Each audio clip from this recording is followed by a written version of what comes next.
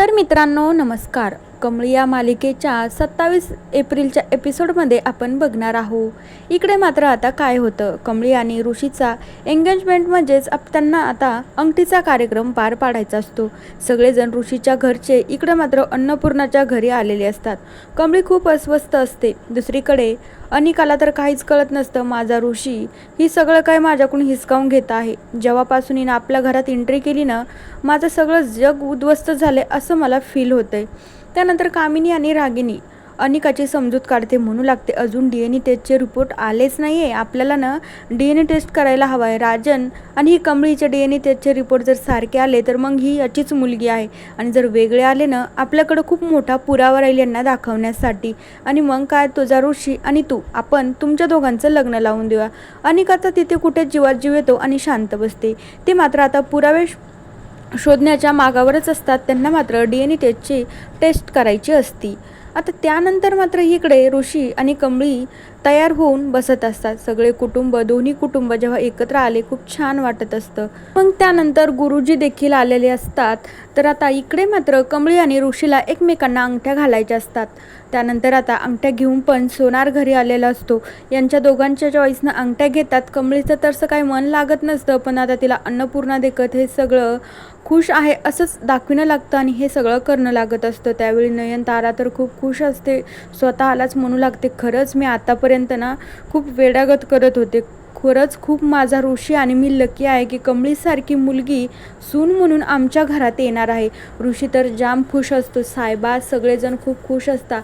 आता दुसरीकडे मात्र गोदा मावशी म्हणजे सरू पण खूप खुश असते की तिला वाटत असतं की ऋषी खूप चांगला मुलगा आहे आणि माझ्या कमळीसाठीनं योग्य मुलगा म्हणजे हाच आहे.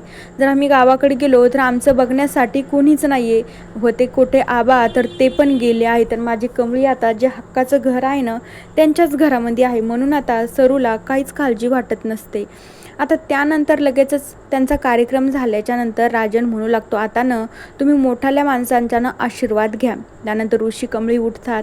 राजन, नयनतारा सगळ्यांचा आशीर्वाद घेता. अन्नपूर्णाचा देखील आशीर्वाद घेता. अन्नपूर्णा तर भरभरून आशीर्वाद देत असते बाबांचा. आणि मग त्यानंतर लगेचच कमळी आणि ऋषी मात्र आता गोदा मावशी म्हणजे सरूकडे जातात. ऋषी म्हणू लागतो, गोदा मावशी आम्हाला तुमचा पण आशीर्वाद हवा बरं का, भरभरून आशीर्वाद आम्हाला द्या. त्यावेळी सरूला मात्र खूप भरून येत असतं. आता ऋषी आणि कमळी जेव्हा आशीर्वाद घेण्यासाठी खाली वागता तर सरू मात्र तिचा हात कमळीच्या डोक्यावर ठेवते.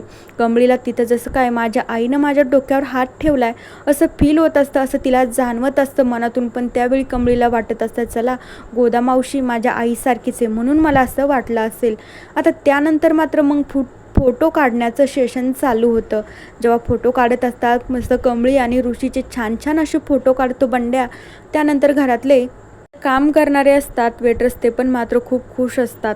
आता त्यानंतर बंड्या फोटो काढण्यासाठी इकडच्या साईडने जातो. दोन्ही फॅमिली ऋषी कमळी मध्ये बसलेले असतात. फोटो काढता वेळेस मात्र तेवढ्या वेळात सरू थोडासा पदर वरती कडून बघत असते. तर बंड्याच्या लक्षात येतं की बापरे, सरू काकू तर इथेच आहे ना, मग या चेहरा लपून का थांबत असेल. त्यानंतर बंड्याला खूप मोठा धक्का बसतो. त्यानंतर सरू बाहेर जाते तर बंड्या मात्र तिचा पाठलाग करतच पाठीमागे जातो. म्हणू लागतो, तुम्ही थांबा बरं का, मला माहीत झालं आहे तुम्ही सरू काकू आहात, मी तुम्हाला बघितलं आहे. त्यानंतर सरू जाग्यावरच थांबते आणि खूप आश्चर्याने बंड्याकडे बघू लागते. तर मित्रांनो, त्या दोघांमधलं बोलणं आपण उद्याच्या एपिसोडमध्ये नक्की बघूया. दुसरीकडे सगळा कार्यक्रम पार पडल्याच्या नंतर नयनतारा ऋषी आपण आपल्या घरी जात असता. दुसरीकडे अन्नपूर्णा तिच्या रूममध्ये असते. बाबा देखील तिथेच असतात. कमळी अन्नपूर्णाच्या मांडीवरती डोकं ठेवून खूप रडायला सुरुवात करते. म्हणू लागते, अन्नपूर्णा आजी तुम्हाला एक गोष्ट सांगू का, कॉलेजमध्ये मला सगळेजण म्हणतात काय तू अन्नपूर्णा आजीची नात आहे, तू त्यांच्यासारखीच आहे, त्यांच्यासारखं सगळ्यांचं चांगलं व्हावं तुला असं वाटतं. खरं तू त्यांची नात शोभते नाही, तू त्यांची नात आहेस.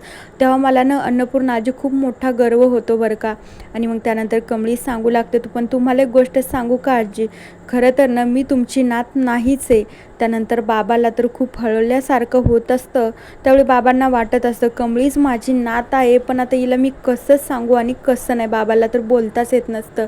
आता जे काही हे कमळीने सांगितलं आहे ते अन्नपूर्णानं ऐकून तिला मात्र किती मोठा धक्का बसतो ते आपण उद्याच्या एपिसोडमध्ये नक्की बघूया. तोपर्यंत या मालिकेच्या पुढील भागांच्या अपडेटसाठी आपल्या चॅनलला नक्की सबस्क्राईब करा. So bye.